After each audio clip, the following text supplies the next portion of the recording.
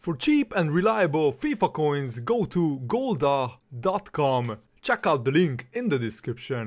What's up guys, I'm TomFC7 and welcome to a vlog about how did Brendan Rodgers turn Liverpool's season around and possibly the whole club's immediate future around in just a very short period of time. I want to hear your opinion guys, whether you support Liverpool or you support any other club. I'm sure you are watching the Premier League with great interest, so you have seen Liverpool's rise from the bottom half of the table, and we are only 2 points off top four at the moment in great form. Let me know guys, what do you think? What is your opinion? I also want to make this a discussion.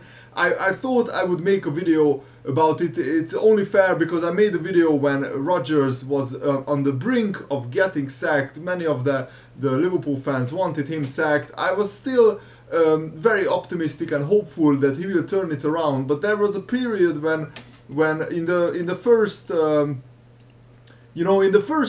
12 games Liverpool's record was relegation form. So yeah, let me know in the comments below, what do you think? How did Rodgers turn the series around, and what does Liverpool's immediate future hold? What can we do this season, where we will finish in the league, and also what can we do in the immediate future in the next 2 or 3 seasons? That will be the topic of this video.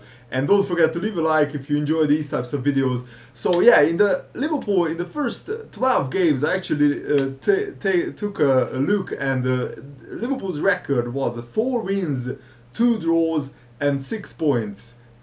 Sorry, 6 losses. So 4 wins, 2 draws, 6 losses, and that's 14 points in 12 games. That's relegation form, and rightly so. Many of the supporters were questioning the manager, of course, but I think Liverpool's season can be clearly divided to 2 parts: the first 12 games and then the next 15 games. The last one was the Man City game, of course. 10 wins, 4 draws and 1 loss. Just 1 loss. And that's 34 points in the next 15 games. In Liverpool's last 15 league games, I'm talking solely on about Premier League here. That's title winning form actually, or title contending form, because that averages to 86 points during the whole season. And if we can keep this record up, keep this form up, we will 100% finish in the top 4. But I wanted to talk about you guys about how this happened, because it's very interesting, and I think it's one of the great turnarounds in football seasons and in Liverpool's Premier League, short Premier League history. So in the first 12 games, I think a lot of things conspired against Liverpool, against Brendan Rodgers. First of all, it was a World Cup year, you know. After the World Cup, many of the Liverpool players came back at all sorts of different times. Some of them came back very tired, and there was a very short resting period, and bang, the Premier League started in August. And you know, the Premier League is the hardest league in the world, and also the most competitive league in the world.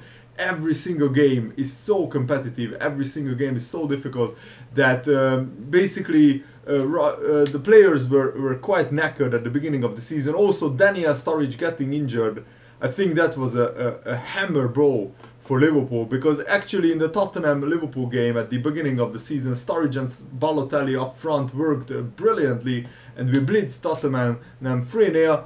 And yeah, also because of Sturridge getting injured, Balotelli misfiring, and of course we bought Lambert, who is not, you know, a striker who can run in the behind. We lost that relentless fluidity, quick pace, quickness, and the high pressing, which was basically Liverpool's Liverpool's playing style last season, where we almost won the league.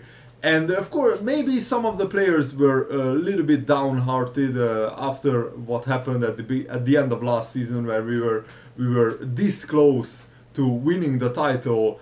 And also because of the Champions League and the Premier League, Liverpool had to play games every 3 days, and I think the squad wasn't really ready for that.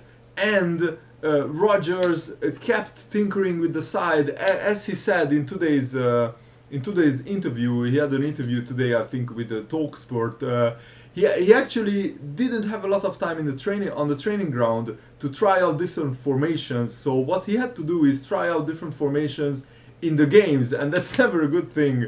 And it showed, because we lost. We lost 6 games of the first 12 games. We lost 50% of the first 12 games, and we were on a really bad run. When we lost to Crystal Palace, and we actually lost 3 Premier League games in a row, and I can't really remember when that happened the last time. I think it was before Rodgers even took over. So after the Crystal Palace game, we lost to Newcastle, Chelsea and Crystal Palace 3 games in a row.